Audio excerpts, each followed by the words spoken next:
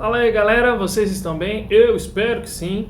E hoje, dando sequência às nossas devocionais do Catecismo, eu queria trazer para vocês a pergunta que é a seguinte: a gente já viu, não é, que o homem ele tem a lei de Deus no seu coração, mas nós temos também uma lei que está escrita na Bíblia, essa lei que é a palavra de Deus, e essa lei é a lei moral. A pergunta que eu queria fazer para nós hoje é a seguinte: para que serve essa lei moral? Será que a lei moral, não é, da Bíblia, que são os 10 mandamentos, né, que é as ordenanças que a gente tem, será que elas servem para alguma coisa? Para que serve a lei moral? A gente já viu que o homem não tem capacidade de cumprir a lei moral de forma perfeita porque ele é pecador. Se o homem não tem capacidade de cumprir, então para que serve a lei moral? Essa é a pergunta de hoje. E para responder ela, eu queria trazer dois textinhos. O primeiro é que está lá em Romanos capítulo 3, versículo 20, que fala o seguinte: Romanos 3, versículo 20. Visto que ninguém será justificado diante dele por obras da lei, em razão de que pela lei vem o pleno conhecimento do pecado. O que esse versículo está falando? Que ninguém tem capacidade de ser justificado pela lei. Ninguém tem capacidade de olhar para os 10 mandamentos e falar: não, eu fiz isso aqui tudo. Porque nós somos pecadores, nós somos falhos. Mas para que a lei serve? Ela demonstra o quanto que nós somos pecadores. Quando a gente olha lá para os 10 mandamentos e fala, bom, aí você vê lá, não matarás. Bom, nunca matei. Quando você vê lá, nunca adulterarás. Nunca adulterei. Mas quando você chega lá no 9 e fala, não dirás falso testemunho. E aí? Aí você fala, bom, eu já falei mentira.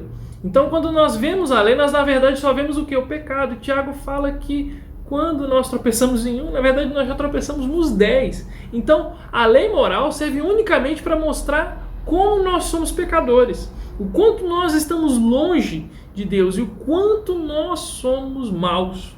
Essa é a verdade. Mas o segundo versículo que eu queria trazer para nós é o versículo que está lá em Gálatas, capítulo 3, versículo 24. Fala o seguinte: de maneira que a lei nos serviu de aio para nos conduzir a Cristo, a fim de que fôssemos justificados por fé.